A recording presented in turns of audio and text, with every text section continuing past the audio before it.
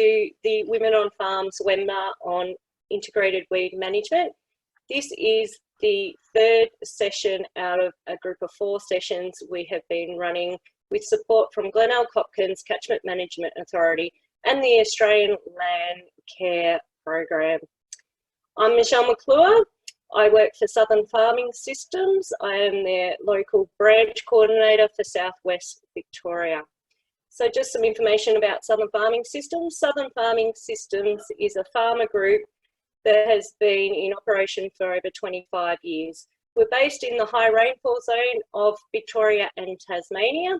We conduct research trials into cropping, soils and pastures, and we deliver extension activities to our members and the wider community. We became involved with delivering Women on Farms workshops in 2016, and as we saw a gap in our membership that wasn't being filled. So the groups that we have run these previous Women on Farms workshops with are in the Corangamite Catchment Management Authority area and Glenelg Hopkins CMA. Today's presenter we have is Lisa Miller.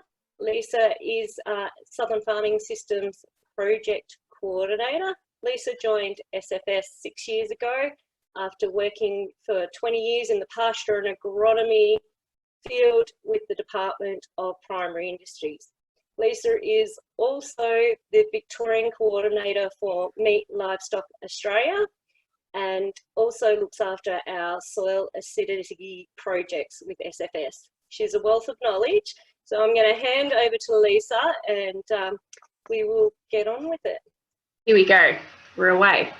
Okay, so today's session, I'm going to sort of, I guess, recap what we've done in our first couple of sessions and go back over a couple of things just to remind you. We're going to review the integrated weed management tactics that some of you did in 2019. We'll just sort of see how they went. So we've got some of the group's tactics we'll go through, and we've also got some of Jess's spray grazing that we'll discuss as well. And then we're going to go through some Pasture Paramedic scenarios, and that's all about trying to monitor, I guess, use Pasture Paramedic, which I hope you've all watched the video, and we're going to use that to sort of, I suppose, monitor competition and make sure that our pastures are as competitive as they can be, and sort of also identify sort of, I guess, what dominant weeds we've got in those pastures. And we'll look at a new tool, a poster that we've developed through MLA, and it indicates what soil issues might be affecting our pasture competition. So we'll get stuck into it. So the first thing with integrated weed management, I guess, is that it involves a whole lot of different ways to remove weeds. So we've got chemicals, which are obviously fairly important, but they're just a sort of a short-term measure. We've also got, physical removal. We've got a whole lot of techniques there that we can use, such as grazing or silage.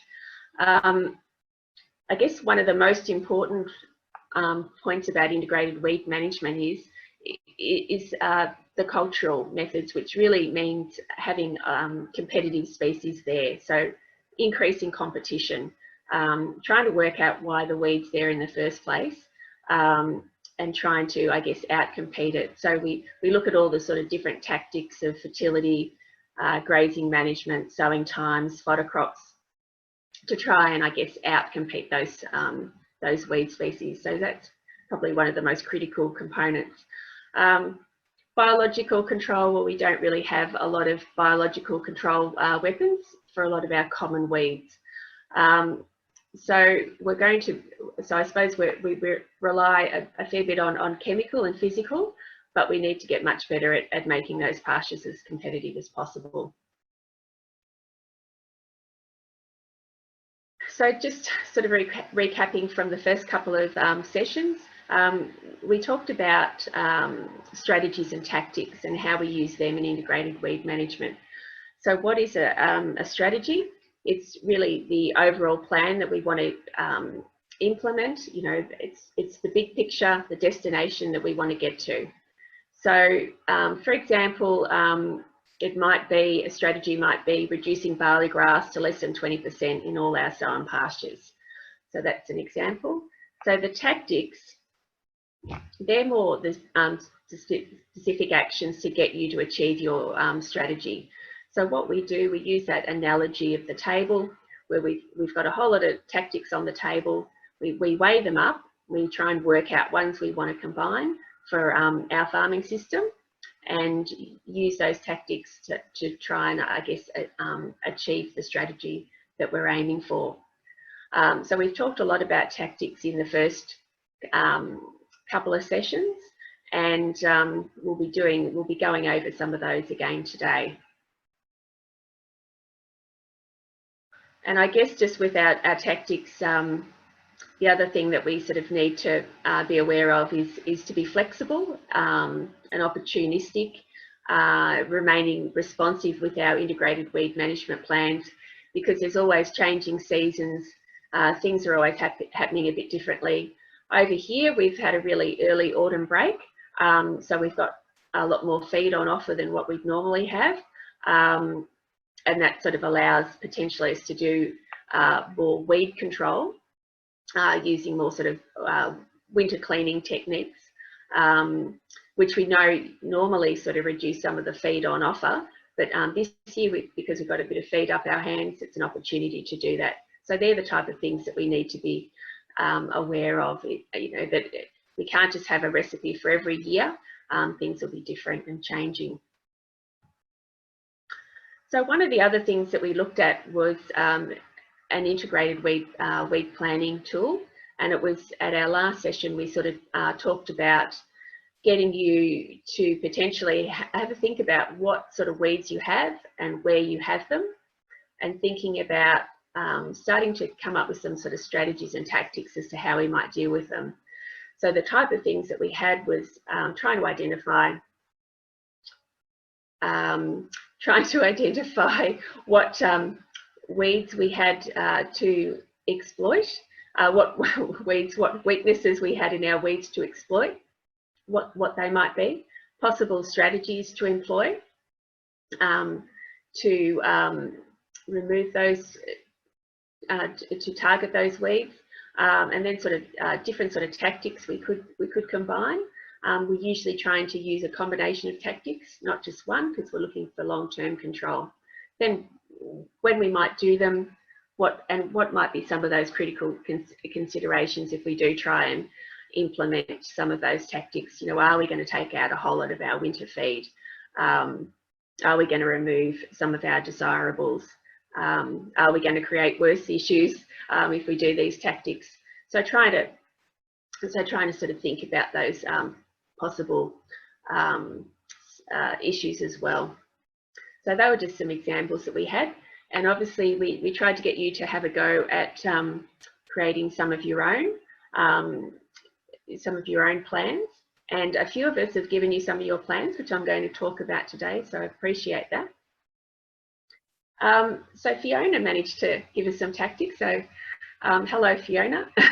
So I'm just going to sort of share some of the tactics that Fiona's had a go at last year and that she's looking to do this year as well.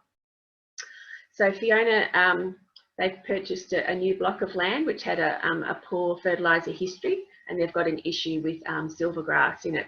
So you can sort of see, I put some pictures of silvergrass up. It's a very sort of fine grass with a sort of a silvery coloured seed head. And some of the issues that it does have reasonable feed value. I mean, it's not as good as some of our sown grasses, but one of the main problems is that it's such a thin sort of grass that it doesn't provide much feed herbage production during winter. So it's sort of a poor producer. And what it does is that it sort of, I guess, occupies the space in our pasture and sort of outcompetes some of the other species that we want there, particularly clover. And you can see that it's also unpalatable. It sort of builds up this sort of trash, and that trash contains in it a toxin. A lot of herbage trash does contain toxins which leach out and they prevent things like subclover from germinating. So that's one of the reasons that we don't like it, and that we want to get rid of it. So some of the things that Fiona has done or is looking to do is that she's going to look to increase fertility and try and get more of those desirable pastures to outcompete the silvergrass. And she's going to sort of kickstart that with a winter clean using simazine, which is highly effective herbicide on silvergrass. So the things that Fiona's sort of weighing up is that trying to work out what's the best time to do the winter clean. Fiona's oversowing subclover in some of these paddocks, so she needs to wait until at least that clover has 3 leaves on it, so that subclover is more likely to tolerate that herbicide. But she doesn't want to leave it too late. By leaving it too late, sort of say, getting into the colder months, it means that pasture is a lot less, a lot slower to recover. They have sprayed simazine in early spring before with some good results, and there has sort of been some research done where they have looked at sort of late spraying, sort of kind of that sort of August period, and I guess that's sort of one way of avoiding losing a lot of your winter production, which is a concern, because they've implemented a large pasture oversowing program and they don't want to slow down production on the rest of their paddocks and become short of feed. So that's one way to avoid that. It's probably not quite as successful as sowing earlier, because generally, or spraying earlier, I should say, when the silvergrass is sort of smaller, it's you don't need quite as much herbicide, and you tend to take out more of it. So it might not work quite as well, but it's still, the results should probably be acceptable. You might still have a little bit more of that subclover damage, but hopefully that gives you enough time for it to recover. We don't want to set the subclover back so that it doesn't set seed. So they're the type of things that we sort of got to weigh up in our integrated weed management programs. And I just thought I'd share also some of the things that Fiona's done with the oversowing program, because it involves some sort of herbicide techniques. And I guess being oversowing with, so some of the things that Fiona's done is oversowing with subclover into the Phalaris space this year. She's applied spray seed herbicide. Now that one burns off annuals, but it's not sort of translocated down into the root system, so it allows the perennial species to survive. So that's sort of one way of, I guess, removing some of the annuals from the perennials. So that's a technique that's sort of often used. And spray seed contains active ingredients such as paraquat and diquat. So the paraquat often targets the grasses, the diquat targets the broadleaf weeds. So, if you just had annuals you wanted to target and reduce them, you could use just the paraquat side of things, and that would potentially leave your clovers alone without sort of damaging them. So that's something that you could also consider. And Fiona's also spray topped in the previous spring. So that's, Fiona's probably either used a low rate of glyphosate or paraquat to try and target some of those annual grasses, stop them from setting seed, so there isn't as much weed burden in the following year. So that's all looking pretty good. So thank you very much for that, Fiona. I think we've got another one of yours that you've used, and we can probably touch base with you and talk a little bit more about this at the end of the session. So Fiona's also looking at controlling cape weeds in some of the paddocks where they've spray topped and they've been trying to establish new pastures. So this is capeweed. You're probably all very familiar with capeweed.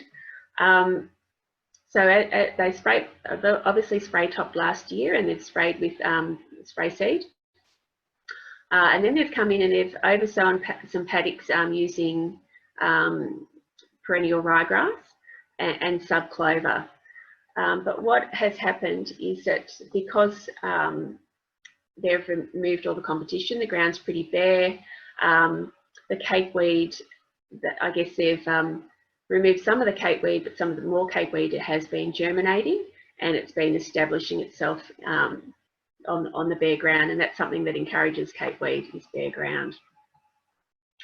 So some of the considerations for Fiona is that they can't do a spray graze, which is usually where they use a combination of NCPA and also hard grazing to get rid of the capeweed, because they don't have sheep.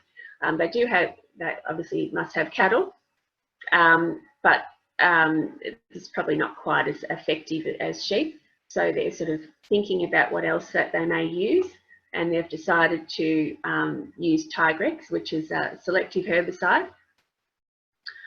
So you don't have to graze as hard, and it should just remove the capeweed, provided the capeweed's small and the subclover's at its 3-leaf stage. It should be able to take out that capeweed. Okay, so one of the other tactics, this one is being used by Simone. Simone had some onion grass that she had an issue with in her house paddock. And what she's decided to do is she's found a research paper there by Zonang Ni, who did some research work up around Ararat on onion grass, and he's at the AgVic at Hamilton. And she sort of used the herbicides that they used in their trials, which is metsulfuron methyl, NCPA, and Pulse, which is a penetrant or a wetter. So it just helps the herbicide get into that onion grass, which is obviously a very sort of a thin, sort of strappy, narrow leaf weed. And we've got some pictures of that later on. So they've boom sprayed the paddock, this area, last year in June, and that's the time of the year that you use this metsulfuron methyl on onion grass. It's at that bulb exhaustion phase where the new bulb is starting to start to form, and the old bulb is starting to just before it starts to die off. So it kills both of them. So it takes out, it's really effective on onion grass. Unfortunately, it also takes out subclovers as well. So the MCPA that they've used in that mix, that also allows them to take out things like your capeweed and your thistles. So you can see where it's sprayed, it's been quite effective. This unsprayed section, which they didn't spray because there wasn't a lot of onion grass there, you can start to see that they've got some capeweed that's been germinating. So this year Simone is looking to, I guess, to try and take out some of that capeweed, and they're planning to use NCPA. And I'm not sure if Simone is going to use spray grazing or whether she'll just try and use a sort of a higher rate of NCPA and take out those clovers, take out that capeweed. You know, given that maybe there's not that much clover left there now anyway. So that's some more stuff. So now we're going to sort of move on a little bit. I'm going to talk a little bit about capeweed, a bit more about capeweed, and talk about some of Jess's work that she's been doing.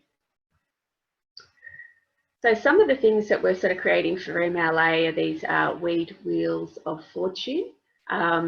And I just thought I'd show you these. And we're going to have these sort of fast facts that gives you some sort of information about the weed, some information of what conditions it prefers, why it's a bit of a weed, and some sort of, I guess, some of those weaknesses that we can try and exploit so that we can get rid of it.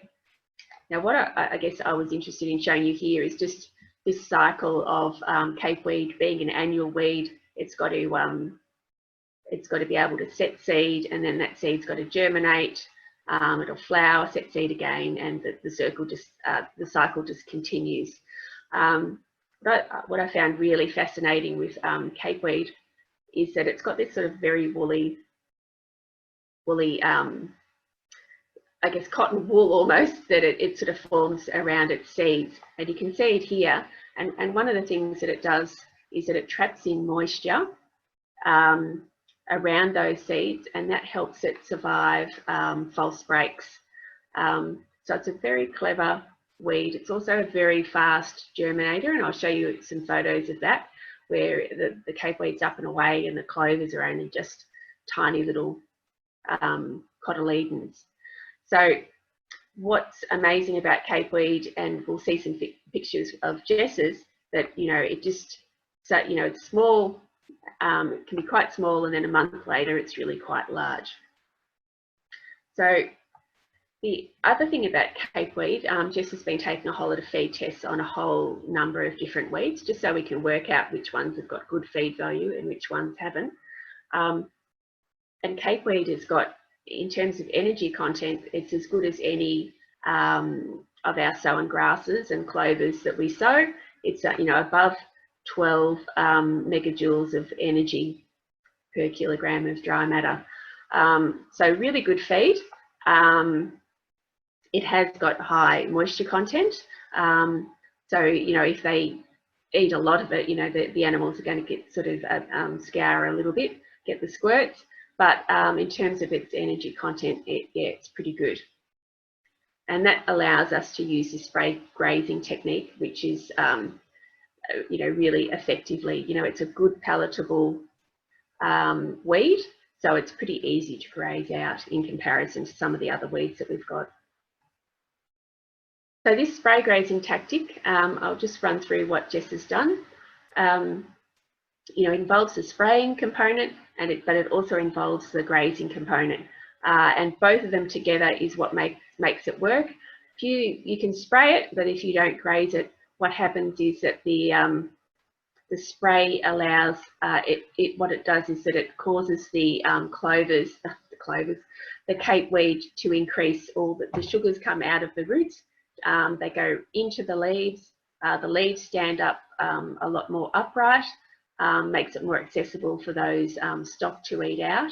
And then what happens is that's the time when we try and graze it all out, remove all those sugars from the leaves. If we don't do that within about 20 days, or 3 weeks, those sugars translocate back into the roots, and then that plant can potentially recover. So it's really important to do that grazing part of it to get rid of to stop that plant from recovering. And that's something that people don't sort of tend to consider. They don't tend to graze it as hard as what they should. So that's the trick with capeweed. So this is the picture that I was talking about. You can have a look at your finger and see how tiny your little finger is. So these capeweed plants are tiny as in mid-June last year. You won't think that they've become a problem, but a month and a half later, and they're up to about 13 centimetres in height. So very quickly that capeweed can become quite dominant and quite sort of smothering of all the subclover that's within your pastures. So what Jess has done, she's used a few different spray times. One of the dates that she used, she sprayed on the 31st of July using MCPA, and it's a sublethal dose, which is obviously why we need the grazing component. And she has sprayed when those clovers are at least 3 leaves, 3 true leaves, which reduces the impact of that herbicide on the clovers and allows them to recover. So the next thing that Jess has done is she's spelled that pasture. It's got a withholding period after you use MCPA. So it's been spelled for 13 days. And then they've grazed it for 21 days. And you can see how hard they've grazed it. They've used up to 58 DSE per hectare, trying to eat out all that capeweed. And as a result of that, come October the 31st, you can just see, it's just magnificent clover. You can just see the MLA ruler sticking out there, so that's probably got to be at least 20 centimetres high, and you can see all the seed set, the burr setting on the clover plants. So something that happened, Jess, I might get you to comment about this, because the farmer was pretty amazed with this, and then I think he has tried to, because it's mainly clover, it was mainly clover and annual grasses, he's tried to then come in and sow it. So I'll get Jess to comment in just a few moments. I'll just show you a few more slides and then we'll get Jess to come in. So this is in comparison the untreated area. Same date, October the 31st, you can see there's the capeweed's all sort of starting to die out because it starts to flower sort of, you know, by August it starts to flower, and it's sort of pretty much all over by October. So it's dying out. There's still some annual grasses that you can see that are flowering. Jess also did a late spray grazing treatment, so she's applied the treatment a lot later than what you'd want to, just to show you what happens. And you can see that there's a lot of gaps in that pasture because the clover hasn't, I guess, recovered enough to fill those gaps. So, you know, that's why we try and sort of do the, I guess, the spray grazing early in the season. Now, I'll just show you one more photo. Now, I know you would have been wondering how the stock went, grazing that clover, that pasture down so low, and they went really well, the stock. The lambs gained heaps of weight. The ewes maintained their condition score. There wasn't any scarring or illness observed. And, you know, sometimes they, on the label, the herbicide label, they can sort of stress that you can run into problems with nitrate poisoning, but nothing like that. You know, if they've just got a diet of capeweed, then they can potentially, in some circumstances, run into issues with nitrate poisoning. But nothing like that has happened at all. It's sort of more of a warning. So that all went well. Here's Jess. Jess can jump very high. And I think you know, Jess's take-home messages in terms of the critical aspects to get the spray grazing tactic right is to just make sure you've got subclover there to grow in and fill those gaps. If you remove that capeweed, if you haven't got subclover there, then there's only just going to be some other weed that'll come back. You need to get the timing right in that herbicide application. You do it too late. If you do it too early, and when those clovers haven't got those 3 true leaves, then you'll damage that clover and stop it from coming in and filling all those gaps. You apply it too late and you'll just create gaps in your pasture as well. You really need that grazing pressure to remove all those weeds within a short period of time. And then you've got to be able to rest it, to just let that subclover recovery occur. Now, Jess, did you just want to make a few comments on what the farmer did next? Sure. So after the spray grazing treatment, we had this huge abundance of clover remaining, as you can see in that photo.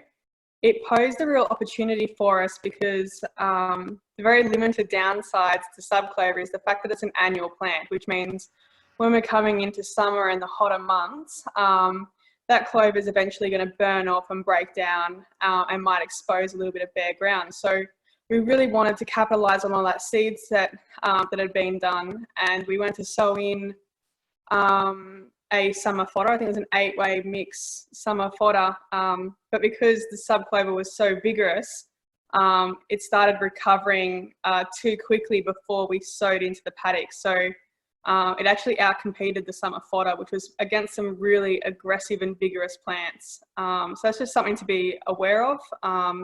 Lisa summarised it perfectly in saying that, you know, when you are doing this spray grazing treatment, really make sure that you've got some desirable species there, so that when that subclover does deteriorate over the summer months, you've got something that's going to maintain a competitive presence in the pasture, and then also that doubles up as a benefit in terms of you won't be exposing your soils to erosion and wind erosion and that kind of thing. So it was a great demonstration, really illustrated how we can capitalise on the feed value of our weeds, and reduce the weed seed bank and set our pastures up to benefit from subclover seeds at the following year. So it's probably the only things to mention, really.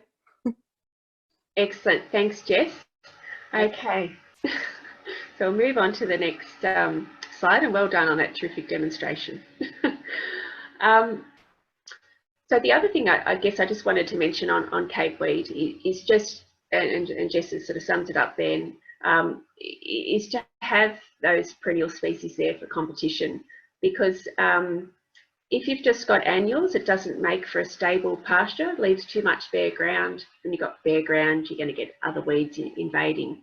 And I've been watching the clover and capeweed germinating, and this, I think I took this photo back in even early March, and you can just see how fast that capeweed is to get away. It's already really big.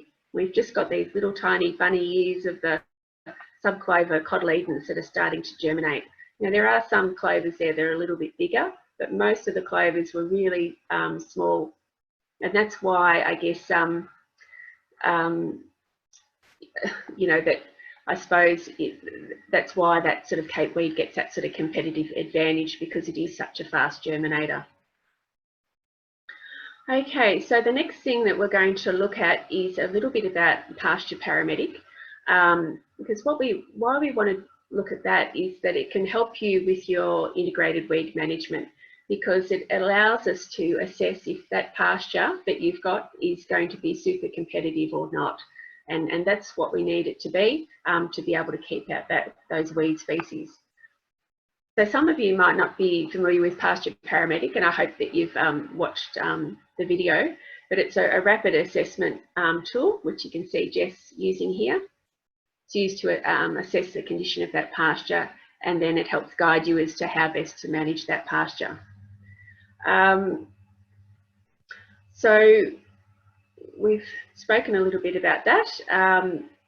The other thing that it does is that it talks about, well, it allows us to, I guess, identify the category of the dominant weed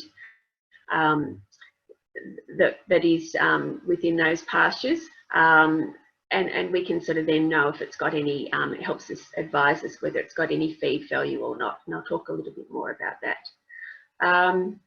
Within the manual, and hopefully you'll all get access to the Pasture Paramedic manual that we dropped off at the Lake Bolac store for you all to pick up some kits. It's got, within that manual, it's got different identification tips for weeds, also for your sown grasses and your improved clovers. So I'm going to get you to do a little bit of work now. So if you had to advise a neighbour how to use Pasture Paramedic, what would be the three most important things that you would tell them about Pasture Paramedic on how to use it? So if you could just have a go at that and put that up on your screen. Type it in or just write it down on a bit of paper if that's easier. And we'll just have a look at those.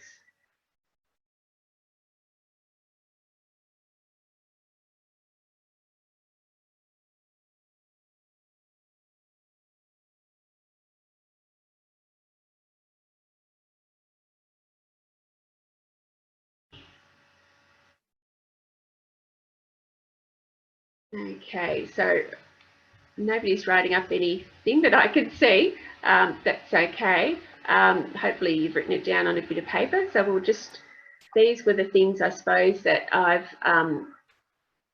have thought of. Now, Oh, here we go. Screen is it's got stuck there. Okay, so just recapping on using it. I guess the things that stick out to me that that are important is that it's for use in sow-on pastures, and because we're trying to protect the investment in those pastures that we've made, we're wanting to sort of monitor their condition. So it works best in sow-on pastures, and it's for high rainfall areas. We're making tools for low rainfall areas that are going to have different weeds and different sort of critical assessment factors. There are 2 assessment times. There's one in summer, early autumn. We use the yellow side to assess the pasture then, and in the green side, for the green side, we've got our winter, early spring assessment. The other thing is that we look to take a minimum of 10 pasture observations across the paddock. We can do more. Certainly, you can certainly encourage to do more. The more, the better. But we sort of thought that 10's probably about all that people will take. But you may need more if you've got a change in soil type or slope. So there's some of the key things about it. Lisa, we did actually have Eleanor showed her video up of her written down answers. Okay. Right. So, Eleanor, did you want to share them if you want to unmute yourself? I can't quite read it, so please unmute yourself. Fair enough. So, yeah, that there's different assessments in summer, autumn, or winter, spring, and you use the quadrant and the manual to go through and then document it in the recording book. Were my 3 things. So, yeah. That's great.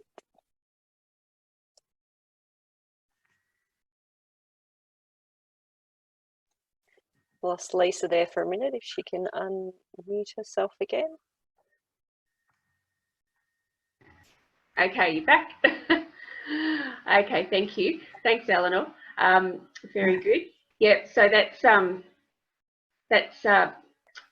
yep, all those things are good. And I did have a look at a lot of your pre-survey responses that you sent in, and most of you are up with all this stuff anyway. So that was really good to see.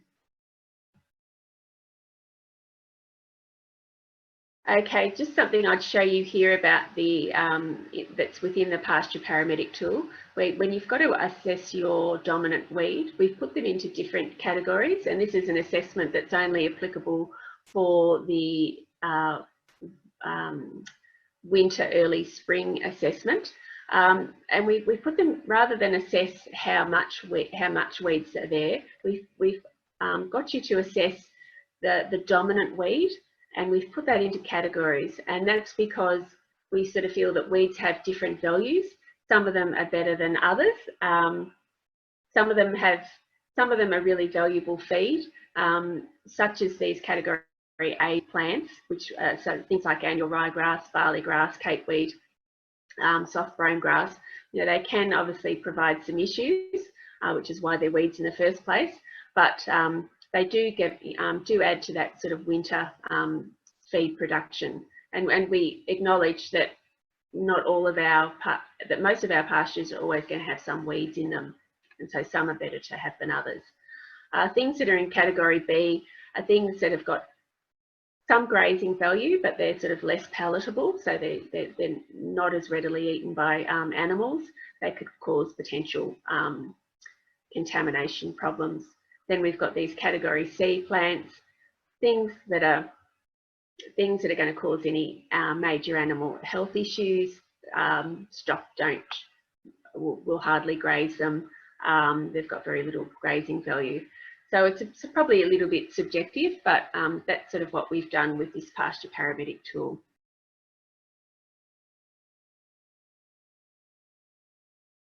Okay, so what we're going to do is go through a few Pasture Paramedic scenarios. We'll go through the first one together, just so I can sort of see that you can use it, and then we'll let you have a go and we'll sort of talk about some of the suggested decisions. So in the winter, early spring assessment, there's 3 critical assessment factors. The first one is how much sown grasses you've got there. In this example, we've got some ryegrass, pretty small. We've got a couple of capeweed plants, and the rest of the plants there are actually onion grass, those sort of strappy green looking stalks. So the first thing we've got to try and work out is how much of that ryegrass is there. Have we got greater than 50%? Absolutely not. We've probably got, if you tried to sort of fit all of that, you know, sometimes I sort of try and make a divide the quadrant into a quarter. You know, would it fill up that quarter? Would it be 25%? I don't think so. So I've just I've said that it's between that 10 to 30% range. You know, we've got some there. It's more than 10%, but that's sort of what I've chosen. Have we got any clover there? How much clover? We can't see any at all. So we've got less than 5%. And that onion grass, that fits into the category of where it's 0. It has very poor feed value, which Jess has been testing. And you know, stock can die if they live on that alone. It causes some animal health issues, some sort of fibrous balls form in their rumen, and causes them to die basically. So so when we add these up, we get a 2, a 0, and a 0. So we've only got 2 there. So normally in a situation in the paddock, you do this sort of 10 times and you get an average score. We're not obviously doing 10 of these, but that's just what we do. So in this suggested case, it suggests that we could potentially consider re-sowing. Now you can see someone's tried to sow some grass into here, some grass seed, and that will not take at all because of that onion grass there. Certainly if they're going to consider re-sowing, you know, I mean, that could be a way. They could come in potentially and try and first of all knock out some of that onion grass using sulfur on methyl would be the way to go. They're going to have a lot of gaps in those pastures, so they could then potentially oversow some more ryegrass and some subclover. So that's the sort of approach that they might consider. Okay, the next one, if I can get you to have a go at this, have a think about how much perennial so that's perennial ryegrass and clover. How much perennial ryegrass do you think is there? So Lisa, I've sent around to everyone a sample of the last one saying critical factor 1 equals 2, critical factor equals 0, etc. So if you guys can now try and do the same thing for this one and put it in the chat box, and we'll discuss the results of what everyone thinks of this pasture.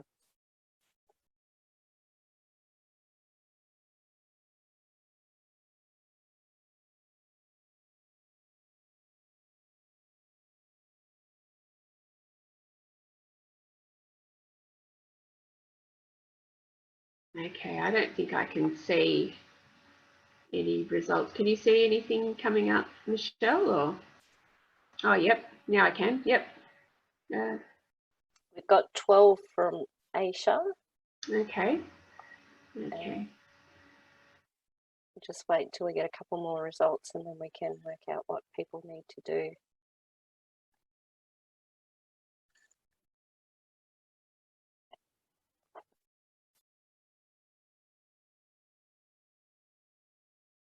Okay, I'm just reading this message from Alison.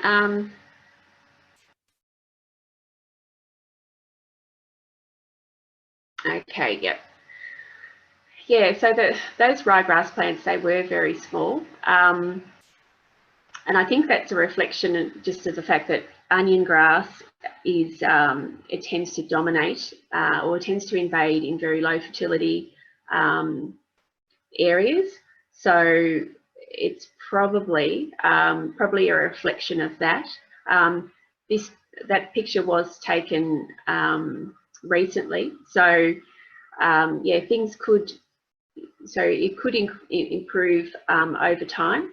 So, you know, that is something to watch, that, and certainly that's sort of a comment with this current one as well. You know, this photo that we're looking at now, the clover's fairly small. Well, I mean, it's you know, it's probably, if you took it in another month's time, it could be a lot more there. And also because, you know, stock are going to selectively graze it out as well. Okay, everyone's getting 12.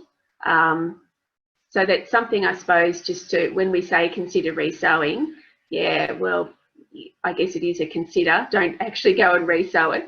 You know, keep an eye on it, and then sort of weigh up from there.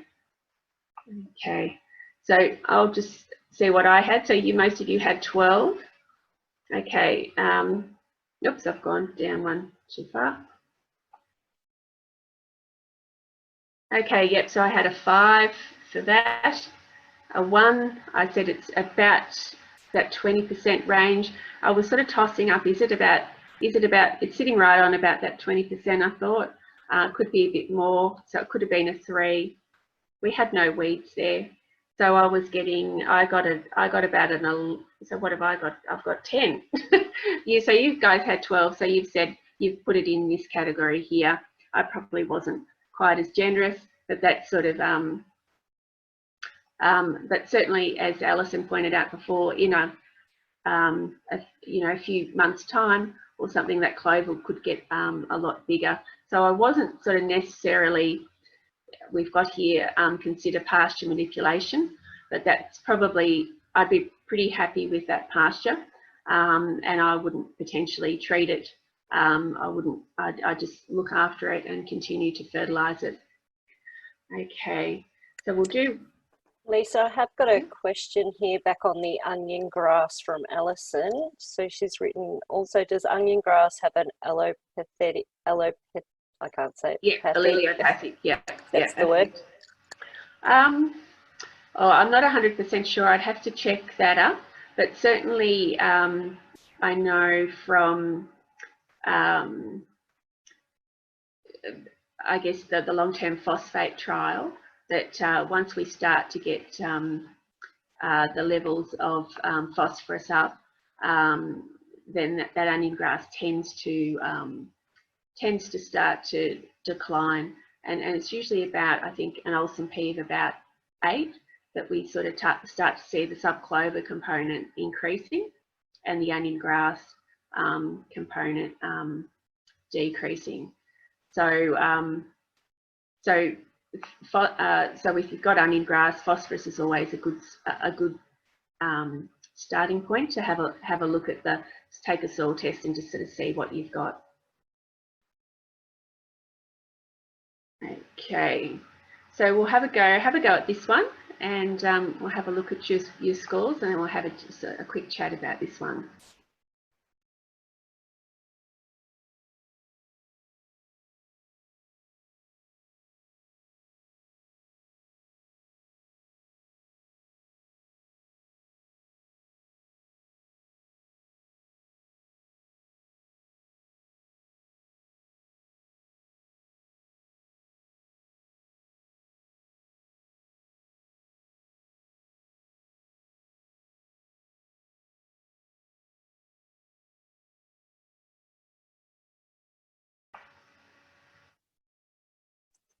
They're just starting to come in from everybody. So 5, 3.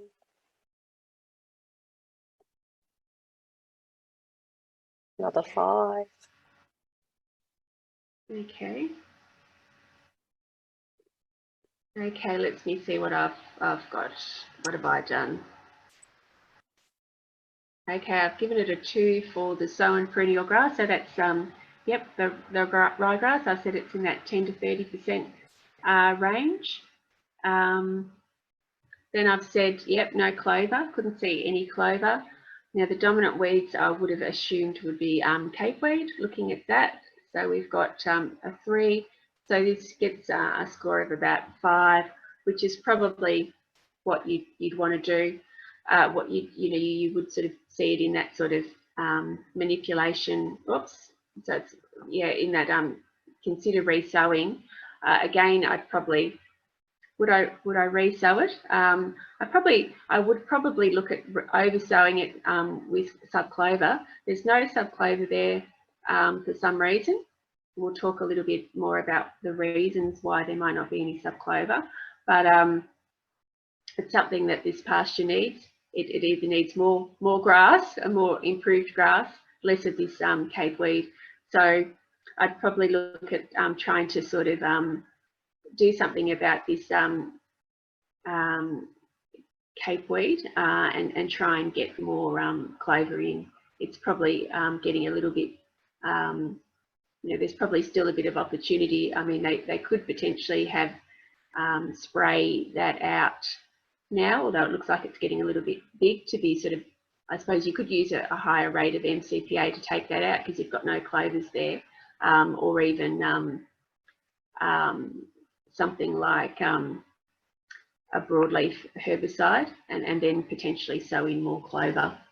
So that's probably an approach that I might look at. Okay, so the next thing I wanted to talk about, that leads me on, and we're sort of coming towards the end of the presentation, so hang in there a little bit longer, is that we've got these other tools that we've developed for MLA, and they're visual indicators of soil condition, and we've produced 2 different posters. And why we're sort of talking about these posters now is that we sort of said at the start of the session that competition is critical for being able to keep out those weed species. So this is a way of, I guess, helping us identify what some of those sort of visual indicators might be in the pasture and on the individual symptoms of different plants to indicate how those how competitive those pastures are, or whether they're suffering from nutrient deficiencies or some other factor that, or soil acidity, or some other factor or some other issue caused that's apparent in the soil.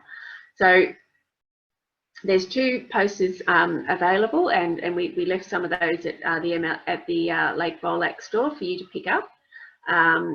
And we'll just have a quick look at some of these. So I guess the first one, the part 1, that's mainly what you see, general indicators within a paddock that you might see, whereas poster 2 is more about individual symptoms that you might see on individual plants or on roots. Okay, so I thought I'd just sort of pick out a couple of these from these posters just to show you. So if you've potentially got a grass dominant pasture, so what do you see, and when you're seeing a grass dominant pasture with little or no legume, maybe slow growth, you're seeing that in late winter, mid-spring, what could this indicate? The big reasons are either phosphorus, molybdenum deficiency, or soil acidity.